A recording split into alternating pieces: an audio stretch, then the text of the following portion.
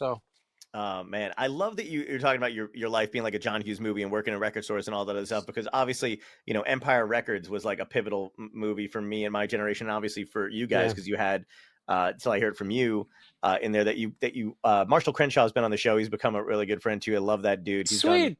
Yeah, I love him. He's so fucking awesome. Such a nice guy.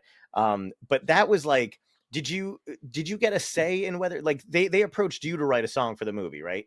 Yeah, well, our label A&M Records was going to be in charge of the soundtrack, so they came to us several months before the release of the movie and said, "Go write a hit." Um, and then No then pressure. we found out, oh, it's a movie about, a record store. It's basically the Breakfast Club set Mm, in a record store, yeah. and it made a certain amount of poetic sense because the three of the five original Gin Blossoms, myself included, we all worked in record stores. Mm. And so Bill, our bass player Bill, and I worked together at Tower Records in Tempe, and then our guitar Oh, player Scotty Johnson worked across town at Tower Records.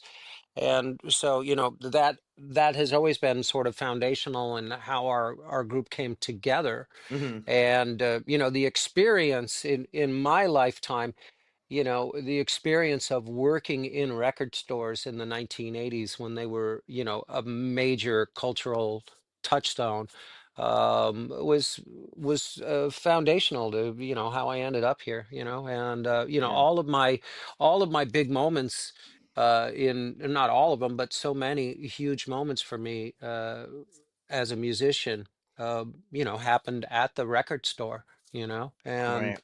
and then joining a band. I joined Gin Blossoms in the back room at a Tower Records, and so when they came to us and said, you're going to write a song for a movie, we were like, okay. And oh, by the way, the movie's about a record store. I was like, well, that makes perfect sense. Yeah, So big great moment for us on that. yeah.